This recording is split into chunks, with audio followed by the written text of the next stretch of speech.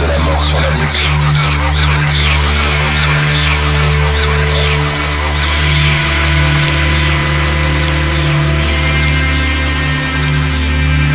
Passager nocturne, agglutiné, pas à pas, se dirige avec bagage dans la cour d'un immeuble bourgeois, courbé, mécanique, insaisissable, se tenant par la main, pour une raison ethnique, politique, religieuse, sans étiquette valable. S'arrête au pied de l'immeuble, le silence des condamnés à mort. Scrute, devant, derrière, au cas où, on ne sait jamais, des fois que. L'absurdité de la parano globale. S'il me voyait, il penserait que je suis un type obscène. L'ingratitude de celui qui regarde. Une faible lumière, derrière la porte, mouvement de panique, geste maladroit. Un type bien en chair proteste mollement, s'excuse presque. C'est risqué, les murs parlent. Il supplie, insiste, presse, montre du doigt deux enfants apeurés, cartable Hello Kitty sur les épaules. Le type craque, ils entrent, la promesse d'un refuge pour cette nuit. Place Martin Luther King. À mon tour, je scrute les alentours, nocturnes, le froid cyberzone, la pluie cyanure, réflexe devenu une habitude. Me laisse guider au gré du hasard dans la ville qui dort d'un œil. Tel un général sans armée. Attendre qu'il se passe quelque chose. Rien qu'une toute petite chose. Comme dans le temps qui précéda la chute du mur de Berlin. Dans une autre cité, loin d'ici, l'état d'urgence. Cette nuit de juin, sur la pointe des pieds comme des voleurs, sortis du trou du cul de l'Empire, les chars et leurs canons tendus vers l'ouest. Et dans la tête de chaque soldat, les paroles du grand bâtisseur, le livre rouge, le chapitre intitulé « L'héroïsme révolutionnaire ». Ouais, risible est le langage des vaincus. Aujourd'hui, on dit terroriste. L'ennemi, c'est le terroriste. Ah, l'animal. Voilà qui sonne minimaliste, universaliste. Cache comme une étiquette d'emballage. Pour que tout le monde globalise bien avec tout le monde. Babel Trade Center enfin réhabilité. Ce vieux rêve d'unité qui a fait tant couler d'encre. La fin programmée de l'histoire, enfin à la portée du genre humain. Putain, c'est qu'ils vont réussir à nous faire rêver. Rêve pas, terreur dans le ciel, deux hélicoptères en vue. Tombé du ciel, une voie escadron de la mort nous rend de la sécurité. La raison voudrait que je foute le camp, là-bas, dans la station de métro, palais de justice. Mais quelque chose me retient, l'écran publicitaire, plaqué au beau milieu du trottoir, encadré, le vieil icône, l'idole cobaye, enguirlandé, vantant les mérites d'un magasin chic pour la période des fêtes, le sourire public image, le même que dans le temps où il chantait la dope, le morbide, le sexe, la rébellion.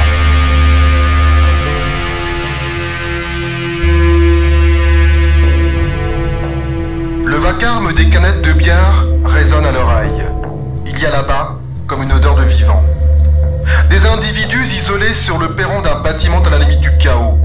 Une ancienne banque rachetée par un oligarque russe qui trouvait romantique de posséder une galerie d'art contemporain dans une petite ville de province, rue Jeanne d'Arc. Une grande brune aux origines des quatre coins de la planète me tente une bouteille d'Absolute vodka citron à moitié entamée. Elle me dit « La révolution, c'est maintenant ». Moi je dirais « Trop tard, la révolution est passée. Nous entrons dans l'ère de l'humanité obsolète. Mais je ne voudrais pas dégager pour une simple plaisanterie. Donc j'acquiesce, bois à sa santé, la main droite sur le cœur, pour lui remercier du droit d'asile. Elle poursuit, comme si elle parlait à elle-même. Il faut être solidaire. L'époque a engendré des cerveaux disponibles en slogan. Mais bon, ça me va, de bon augure. Chanter, boire et baiser, voilà le programme. C'est possible? Je retrinque à la passionnariat génétiquement mondialisé, au fléau du siècle, écrit « Vive le néo-humain !» Puis, tend la bouteille à mon voisin de gauche, un garçon relax, sosie de Steve Chalet de Sonic Youth. « Merci mec !» Il me lance en levant le pouce avec nonchalance. Que la fête commence, et déjà mon estomac fait la gueule. Ballonnement et acidité, sphincter porte ouverte. Je maudis la révolution, la solidarité, l'état d'urgence, tout le tralala Disneyland sans les boules de glace et la barbe à papa. Image chromée dans le ciel, mitrailleuses aluminium, chargées de balles non létales, pointées vers le bas furtif. Excitation, agitation, colère, déchaînement, délire,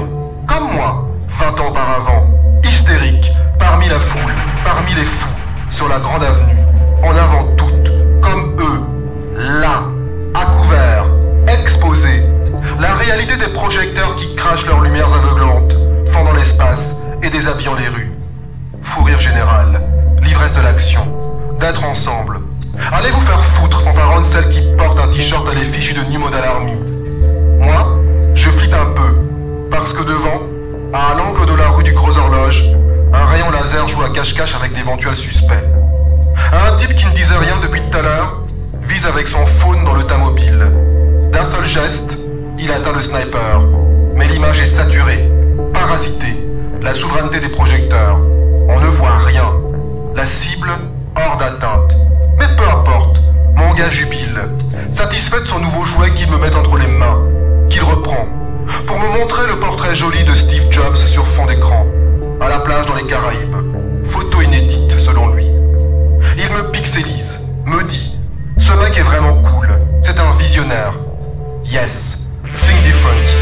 Et de répondre, t'as raison, grâce à lui, les balles gicleront des paillettes, et la mort, un écoulement de sang numérique rouge pop de l'autre côté de l'écran plat.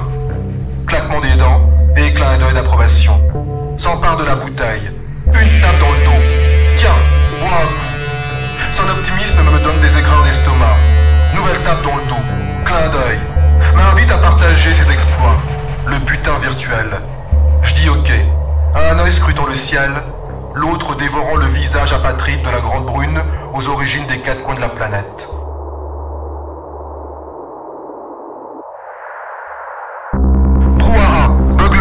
Microphone sensible, typique des vidéos d'insurrection urbaine qui ont éclipsé le reportage classique. Image sur la ligne de front. L'absence de lumière naturelle due à la dépression qui a élu domicile au-dessus de nos têtes. Scènes irréalistes d'une guerre larvée. Un couple avec tatouage pop le long des bras s'incruste dans le cadre. I want your sex, inscrit sur un t-shirt rouge sanguin remonté par des bretelles vertes lemon lime. S'embrasse chiquement porno, les yeux dans le viseur. Maquillage, rouge provoque, le rire confus de quelques passants. Le couple disparaît pour laisser la place à une adolescente très remontée et son mégaphone sur le parvis de la cathédrale. Elle scande, paroles énervées contre la finance internationale. Elle scande, paroles vantant les mérites des produits locaux. Elle précise, fait avec nos mains. Autour d'elle, des corps anonymes singent la tyrannie des promoteurs de la paix globale. Une pancarte à l'effigie d'un grand patron indien et la cible des joueurs de fléchettes.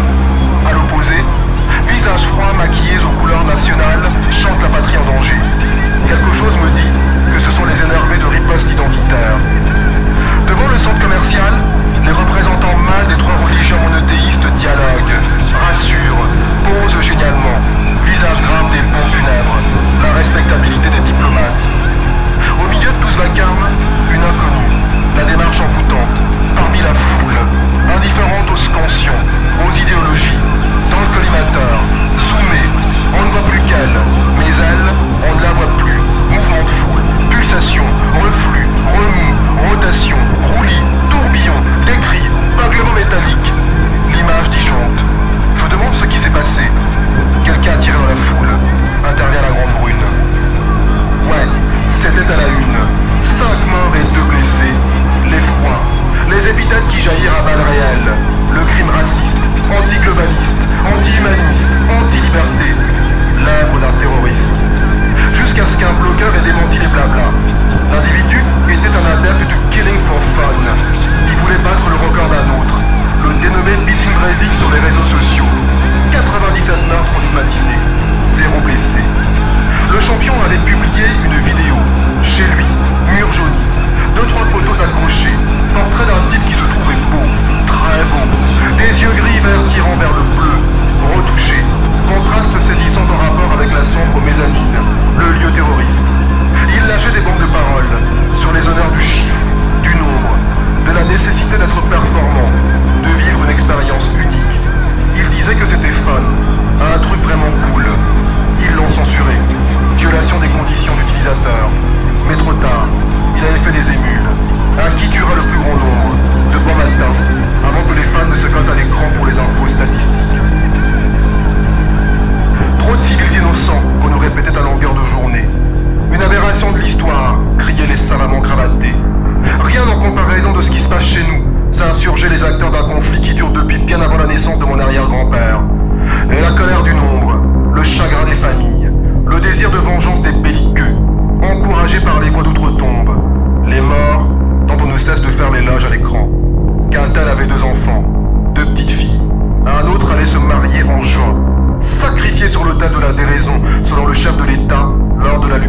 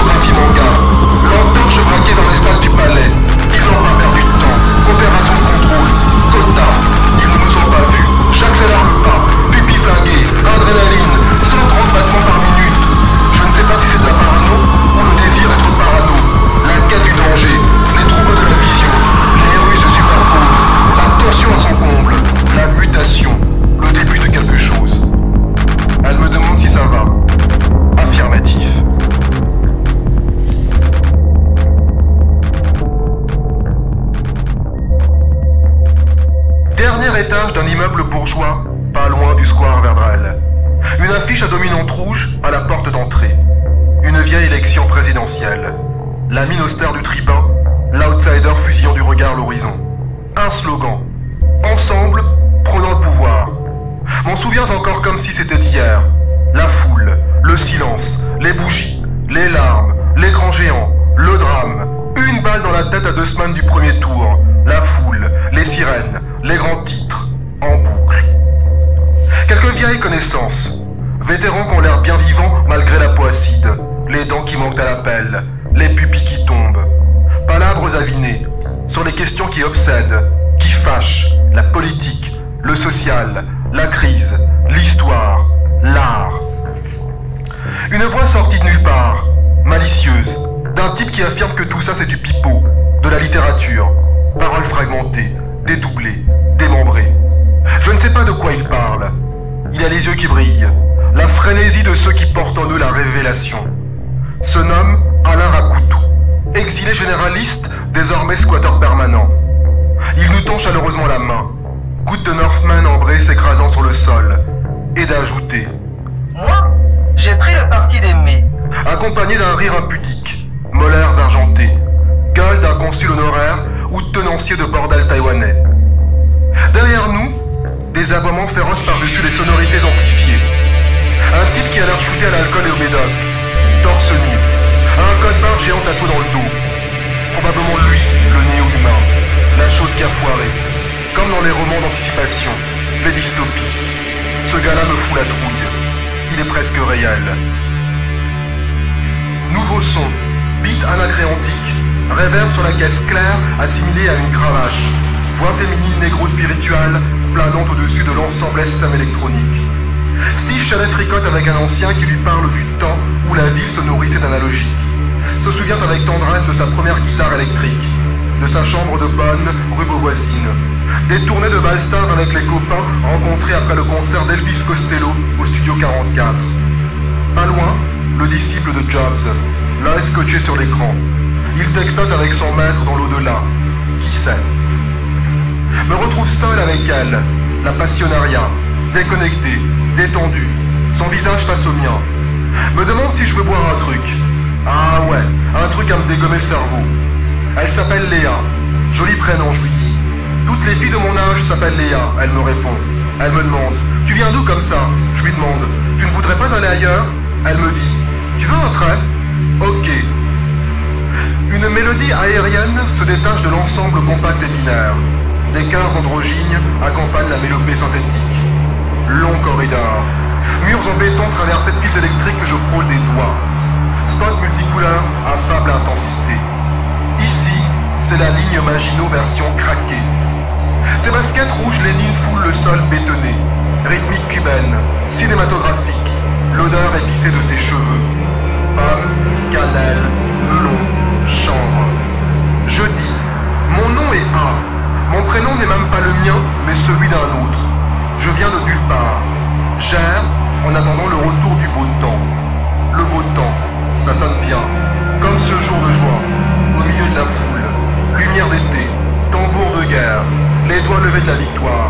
Sur la grande avenue, dans la cité interdite. 20e siècle. Et toi? Elle ne dit rien. Stoppée par le mur, l'interface pâte à modeler, humide, agréable au toucher.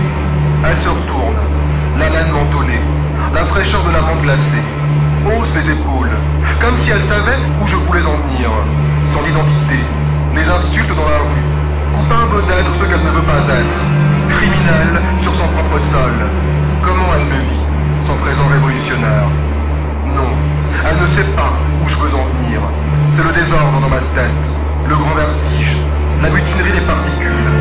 Il est clair que le beau temps ne reviendra pas. Nous sommes de la race des passagers nocturnes. Lumière tamisée, espace capharnaüm, de la couleur dans le désordre. Des pochettes de vinyle sur le tapis persan, sur le lit, sur les murs. Un truc allemand postmoderne nappe la pièce d'une voix chaudement glacée. Elle rit de ses belles dents nicotine. Elle me dit, regarde comme la nuit est belle. Ça me rappelle une chanson. Une sucrerie du raz-de-marée pop satori des mid-80s. Ouais, la nuit est belle. Intramuros, en territoire neutre, loin des slogans et blabla, sourds aux appels des sirènes, libérés de la fièvre de la rue. Ouais, on est bien ici, avec vue sur la cathédrale, les hélicoptères tout autour, l'écho des voix monocordes, la discrétion des drones. Je la fixe, un peu nostalgique, souvenir du beau temps. Un bruit au loin, suivi d'un autre, et d'un autre, un pont en flammes, les sirènes, les smartphones derrière les fenêtres fantômes. Elle pose 2 gélules sur une pochette de disques estampillés For Idea. C'est un truc nouveau, elle me dit. Un truc non répertorié. Un truc qui va te faire franchir le mur de l'utopie. J'hésite. Tous ces trucs nouveaux qui vous vendent de l'agréable et de l'utopie. À la fraise, au thé vert, pour une performance sexuelle jamais atteinte, conforme à l'éthique bio. À qui faire confiance? À la bande-son qui nous balance le même refrain? Les avis de recherche? Nom, prénom, acte d'accusation, la récompense en retour, le logo du sponsor bien en évidence, se terminant par « Pour votre sécurité, restez chez vous ». Une lumière intense traverse la pièce. Une mélodie pop s'est substituée au sample teutonique. Les rires fusent, cajolerie, son tatouage sur le bras, un labyrinthe en forme de tête de mort. Elle est légère, aérienne, comme échappée d'un asile de fous. Les yeux tonquins rivés vers moi. Elle a gagné. C'est le moment de franchir le mur de l'utopie. C'est la seule alternative. Peut-être. En attendant demain, nuit noire dans le centre-ville, les flammes, un hélicoptère au-dessus de nous tous les quarts d'heure, chants d'oiseaux insomniaques. Une atmosphère de grand événement plane sur la ville.